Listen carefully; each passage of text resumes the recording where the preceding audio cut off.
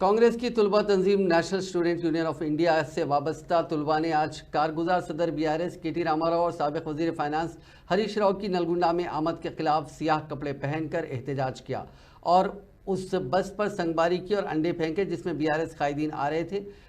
केसीआर वापस जाओ के नारों के साथ एनएसयूआई कारकुनों के एहतजाज की वजह से कुछ देर के लिए कशीदगी फैल गई। तमाम पुलिस ने बरवक्त चौकसी का मुजाहरा करते हुए एहतजाजी कारकुनों को हिरासत में ले लिया। उन तलबा ने कहा कि चंद्रशेखर राव ने अपने दौरे हुकूमत में नलगुंडा के साथ शदीद नाइंसाफ़ी की थी और उन्हें इस ज़िले में कदम रखने का कोई हक नहीं है। एहतजाजी तलबा ने बस रोकने की भी कोशिश की लेकिन पुलिस ने उन्हें ऐसा करने नहीं दिया और एहतजाजी तलबा को हिरासत में ले लिया।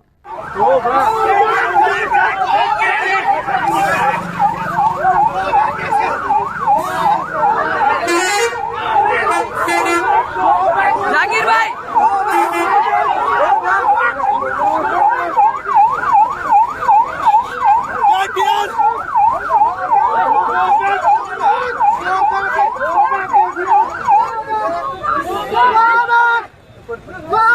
Go back!